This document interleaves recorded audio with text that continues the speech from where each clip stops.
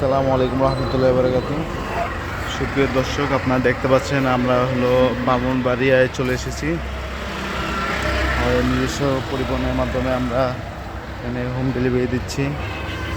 দেখতে পাচ্ছেন একটা মুরগিও হাঁপাচ্ছে না, একটি মুরগিও কোনো ক্লান্ত হয়নি।